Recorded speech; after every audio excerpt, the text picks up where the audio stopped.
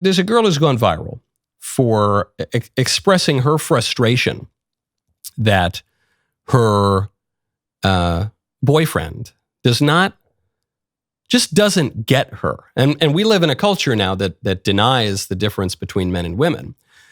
So we're all basically as confused as she is. But her observation of the difference between men and women, I find beautifully delightful.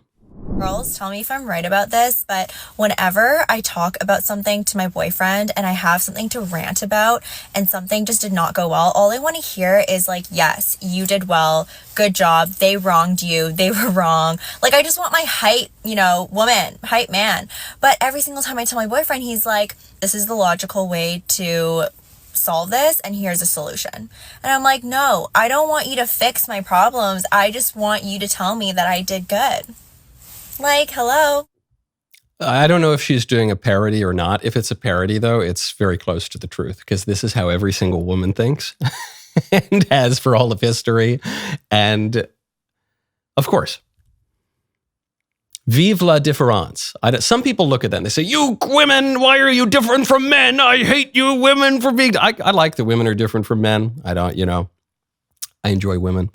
Nevertheless, though, if sweet little Elisa were to come to me and say, Mac, I don't want you to solve my problem. I just want you to, agree with me, whatever. So I'd say, well, I'm not the right guy for that because you came to me, your husband, and I'm going to respond like a man would. So you can go to a girlfriend. That's what women could go to. If women want that, which is just to be affirmed and told how great they are and how everyone else is wrong, and then that happens. That happens to every single woman. Then they should go to their girlfriends. It's like, yeah, oh yeah, he's terrible. Yeah, she's bad. I know. But you've never done anything wrong. You're totally blah, blah, blah, whatever. That's like girl talk, but that's not guy talk. And so the only real confusion, I know every woman has been frustrated for all of history because the women go to the men, they want this kind of reaction, but then the men won't give them this reaction. They get kind of frustrated. That's true. It's just a category error. The category error is you thought you were going to get a woman reaction from a man. And these days, I guess that's not surprising, but you're not. And women, they can get a lot of great stuff from men, but they're not going to get that because men and women, it turns out, are different. This one raised my eyebrow last night. It's just kind of making the rounds now, even though this began last fall. The University of Maryland has a new academic department or a subsection of a department. The University of Maryland now offers a minor in anti-Black racism, which it's in the Africana Studies department. And so I imagine, I'm certain it's some big lib thing about how white people are evil and black people are great. But it's just the way it sounds to me. You say, what did you study in school? Oh, well, I got my major in English and I minored in anti-Black racism. Yeah, we'd go out there with our tiki torches. Oh, yeah. We had a lot of practical exams. We'd go burn a cross somewhere. So you say, hold on, whoa, wait, what? Why would you study that? That's not the kind of thing I want to learn. I don't want to learn cruelty to any group of people. You say, oh yeah, I trained real hard in anti-Black racism. First, for anti-Black racism 101, they made me shave my head. And then for anti-Black racism number 2, they made me, burn a cross. And then for whoa, man, that's not good. But then you look into it and you say, obviously, this is some unfortunate phrasing from, liberal academics who probably are functionally illiterate anyway, so I'm not surprised they misuse the English language. But then you think, okay, well, what do they really teach? And what they really teach is anti-white racism. That's what this all comes down to. All of the racial grievance politics comes down not to promoting not even to focusing on the virtues of one race compared to another race. It's to focus on the vice of the opposite race. That white supremacy is everywhere and we need to abolish whiteness. And these are just terms that are regularly used in faculty lounges and in classrooms all across the country, not even just the University of Maryland. It's ironic, but I guess it does play into our theme here, which is that the libs invert, they totally flip everything on their head. And so they have a minor in anti-Black racism when in fact what you're really being trained in is anti-white racism. No surprise. And that's not a UMD thing explicitly or exclusively. That is true in it's not even just colleges. It's boardrooms. It's the government. It's everywhere. Now, speaking of young people, new report out that I had a little bit of a hard time believing, at least at first. Young people are not drinking anymore. Millennials and Zoomers in particular, they're giving up booze. A headline from CNN, no longer drinking, there are options for you.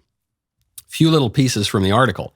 The number of people choosing to opt out of alcohol, whether temporarily or permanently, has grown, and with it the normalization of being alcohol-free. Restaurants have expanded mocktail lists, sober bars are on the rise, and non-alcoholic bottle shops are popping up in most major cities. These aren't thoughtless alcohol replacements with a level of care and craft, often with a price point matching their alcoholic counterparts. These substitutions are much more than a Shirley Temple. First off, I like a good Shirley Temple. I've liked a Shirley Temple since I was 5 years old. I don't know. Let's not knock the Shirley Temples. They're very tasty. But second of all, they're not even really talking about people who really struggle with drinking. I don't even think this is really about alcoholics. I have friends who are alcoholics who go to AA meetings and who really can't have a single sip or they'll go off the edge. I know a number of people like that. Norm Macdonald once had an insightful observation about this. It's kind of how I feel about it. I like wine. I like scotch. I like cognac and port and things, but I'm not really that drawn to it. I'll leave half my drink on the table sometimes if I'm done. My alcoholic friends think that's completely insane. They can't even begin to fathom that. But Norm Macdonald had this observation. He said, my friend Adam Egget, he's an alcoholic. That means he really, really likes alcohol. Me, I don't really like alcohol. I'll have it, take it, or I'll leave it. So because Adam Egget really, really likes alcohol, he can never have any of it. But because I don't really like alcohol, I can have as much as I want. Life's funny that way. And it is kind of funny that way. But that's not what they're talking about here. It's really good. People who have a struggle with it being addiction to alcohol, very, very good for them to lay off. It's good that there are new mocktails and things like that for them. But that's not really what's going on here. This is people who will just drink a little bit less. They'll have one drink maybe, but then they'll switch over to some weird kind of fruity drink or whatever, and they'll all night. It's a little different. So then I looked into it. And here's the catch to these mostly hipster, kind of Brooklynite, non-alcoholic bars. It's just people doing a bunch of pot. What they say is some spirits replace the alcohol with adaptogens.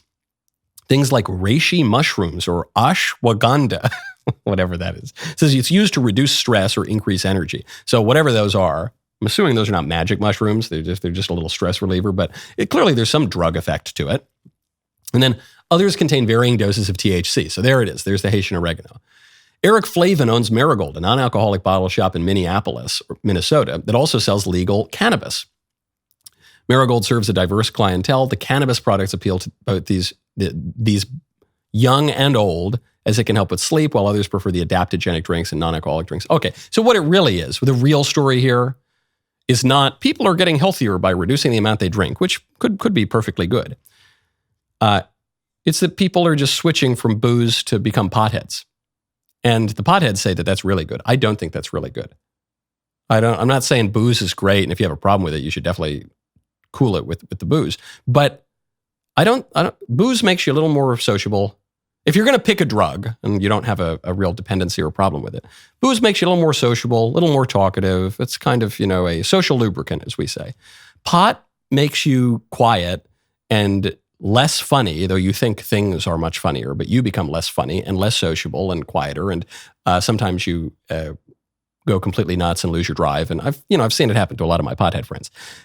That's not a great. They put this nice patina of how wonderful, how beautiful. We're getting healthy. We're getting fit. No, we're just switching from being drunks to being potheads. And if I had to choose one, I'd rather not be either. But if I had to choose one drug for our I'd probably stick with the one that's long-standing in our civilization, that it helps us be more sociable. We live in a very antisocial age where sociopathy is on the rise, social alienation and isolation is on the rise. How about the one that gets people talking to each other, not the one that gets you eating Cheetos watching cartoons alone? That was not only a great and articulate and insightful, but a very, very sexy clip. and you ought to ring the bell and subscribe so that you get more of them.